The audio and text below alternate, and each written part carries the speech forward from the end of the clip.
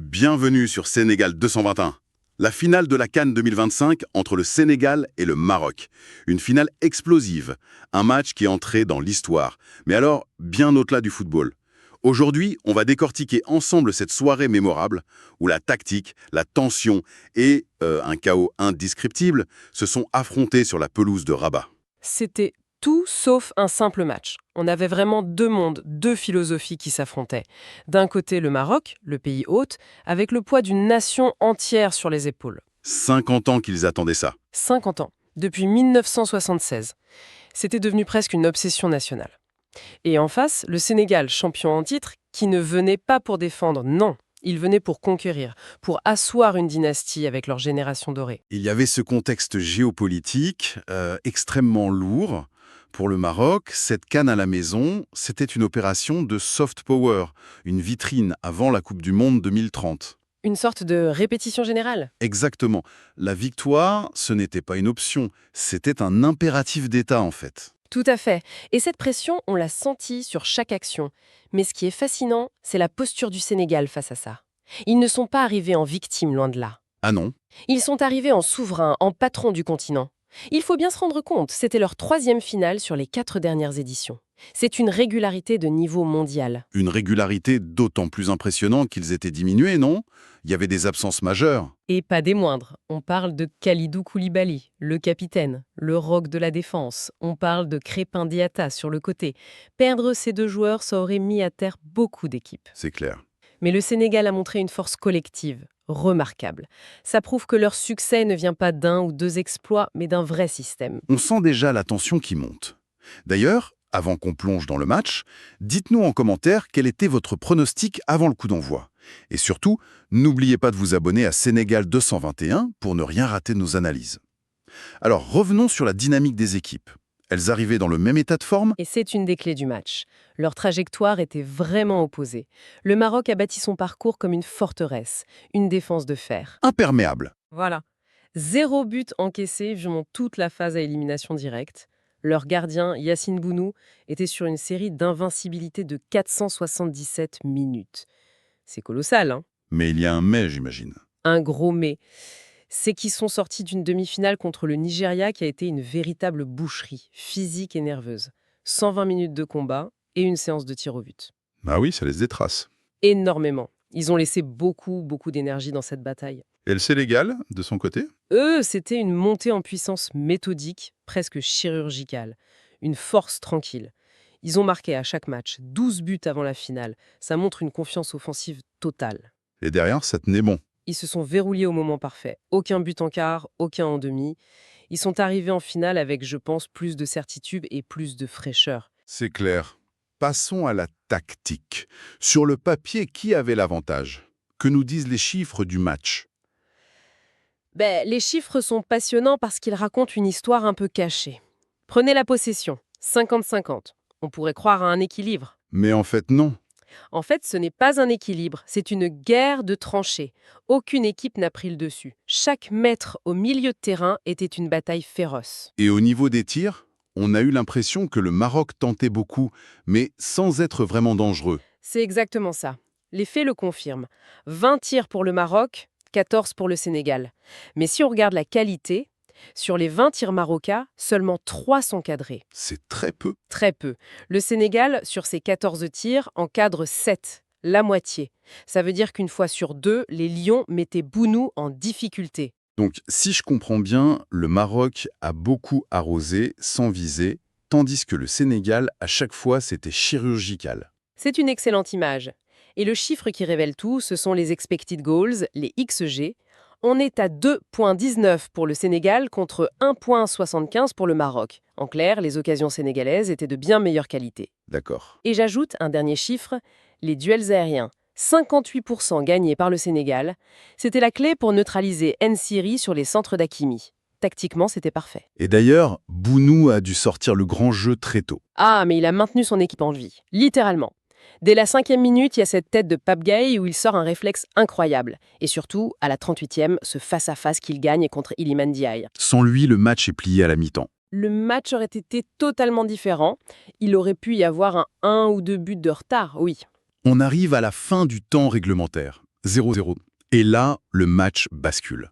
Il bascule dans une autre dimension, dans le chaos le plus total. Racontez-nous cette fin de match. On peut la découper en 3 actes. C'est une pure folie. Acte 1, 90e minute plus 2. Corner pour le Sénégal.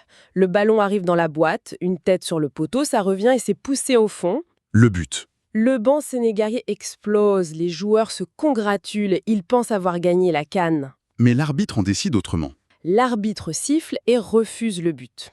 Pour une faute très légère d'Abdoulaye Seck sur Hakimi. Une poussette. La colère sénégalaise est immense. On vous met le ralenti à l'écran. Dites-nous en commentaire si pour vous, ce but refusé était valable ou non. C'est vraiment le début du chaos. Et le pire est à venir. C'est l'acte 2. Le jeu reprend, contre-attaque marocaine, 90e plus 7. Brahim Diaz entre dans la surface et s'écroule. Le stade retient son souffle. L'arbitre ne siffle pas tout de suite, il est appelé par la VAR. Après de très longues minutes, le verdict tombe. Pénalty pour le Maroc. Et c'est là que tout dérape. L'acte 3. L'implosion. Le sélectionneur sénégalais Pape Thiaw se sent victime d'une injustice et il ordonne à ses joueurs de quitter le terrain. Stupéfaction générale. C'est le chaos total. Le match est interrompu pendant près de 20 minutes. On a des scènes surréalistes, des négociations, Sadio Mané qui tente de calmer tout le monde, des incidents en tribune. Finalement, les Sénégalais reviennent. Et on arrive à ce moment suspendu dans le temps. Brahim Diaz, le héros du Maroc, a la balle de match, la balle du titre au bout du pied. C'est un moment de pure psychologie. Imaginez la pression. Il a attendu presque 20 minutes pour tirer ce penalty et il choisit une panenka. La panenka. En face, Edouard Mendy ne bouge pas. Il reste au milieu, lit parfaitement l'intention et capte le ballon presque nonchalamment. Le stade de Rabat, incandescent une seconde avant, est réduit à un silence de cathédrale. Le Maroc vient de laisser passer sa chance. De la manière la plus cruelle qui soit. Scène irréelle. D'ailleurs, question pour ceux qui nous regardent. Vous auriez sifflé pénalty sur cette action, Team Maroc ou Team Sénégal? Dites-le nous. Après ça, comment on aborde une prolongation? L'avantage psychologique avait totalement basculé. Les Sénégalais étaient galvanisés. Ils avaient survécu à une double injustice, selon eux, et ils avaient vu leur adversaire s'effondrer. Ils étaient dans la peau des survivants. Et le Maroc était KO, debout. Complètement sonné. Et ça s'est vu tout de suite. Ça n'a pas traîné. 94e minute, 4 minutes après le début de la prolongation, Pape Gaye reçoit un ballon aux 25 mètres, il contrôle et il décoche un missile du gauche en pleine lucarne. Un but venu d'ailleurs. Bounou ne peut rien faire, c'était le coup de grâce. Le but qui punit le Maroc et qui récompense la résilience sénégalaise. Mais le match n'était pas fini. Il y a eu cette dernière frayeur. Oui, pour montrer la folie de ce match jusqu'au bout, à la 108e, sur un corner, une tête de Naïef Aguerd s'écrase sur la barre transversale de Mendy. Off. Mais c'était le chant du cygne. Mentalement, le Sénégal avait le contrôle. Il ne pouvait plus craquer. En parlant de contrôle mental et de leadership, vous notez Sadio Mané combien sur 10 ce soir-là? Sans eau, l'Assemblée capitale. Absolument.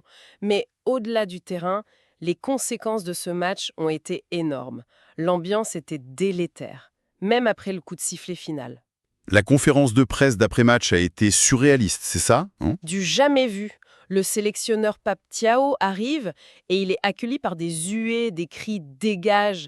La situation est devenue tellement tendue que la sécurité de la CAF a dû l'exfiltrer. C'est grave. Sadio Mané a même eu des mots très forts après. Il a dit « Mes jours étaient en danger ». Ça vous donne une idée de l'atmosphère. Pour le Maroc, cette défaite, c'est un traumatisme national. Perdre à domicile dans ces conditions. Ça renforce cette malédiction de 1976 et ça pose une vraie question sur la fragilité mentale de cette génération en compétition continentale. Et à l'inverse, pour le Sénégal? C'est la confirmation d'une hégémonie. C'est peut-être une victoire encore plus importante que leur premier titre. Gagner de cette manière, dans un contexte aussi hostile, ça prouve que les Lions sont une machine à gagner. Une équipe avec un mental d'acier. Et ça cimente la légende de Mané. Définitivement. Il entre au panthéon des plus grands. Pour plus de détails et d'autres analyses sur cette finale, on vous invite à visiter notre site sénégal221.sn. Finalement, quelle est la grande leçon de cette soirée? C'est une démonstration magistrale de force mentale. Le Sénégal a prouvé que le talent ne suffit pas. Ils ont fait face à un adversaire qui semblait paralysé par le poids de l'histoire. C'est la victoire du collectif et de la résilience sur l'attente d'une nation. Et pour l'avenir, comment est-ce qu'on se projette après un tel choc? Pour le Sénégal, l'objectif, c'est de briller à la Coupe du Monde 2026. C'est la prochaine étape. Pour le Maroc, le défi est immense. Il va falloir digérer ce traumatisme pour ne pas qu'ils viennent saboter leurs ambitions pour les mondiaux 2026 et surtout 2030 qu'ils organisent. Cet échec pourrait laisser des cicatrices profondes. Très profonde si ce n'est pas bien géré. On termine avec une dernière question de réflexion pour tout le monde. Selon vous, qu'est-ce qui a le plus manqué au Maroc ce soir-là? La chance, le mental ou simplement l'efficacité face à un adversaire supérieur? Laissez votre réponse en commentaire, on lit absolument tout. Surtout, abonnez-vous, activez la cloche pour ne rien manquer et partagez cette analyse. Et pour tout savoir sur l'actualité des Lions, un seul rendez-vous, sénégal221.sn. Merci de nous avoir suivis.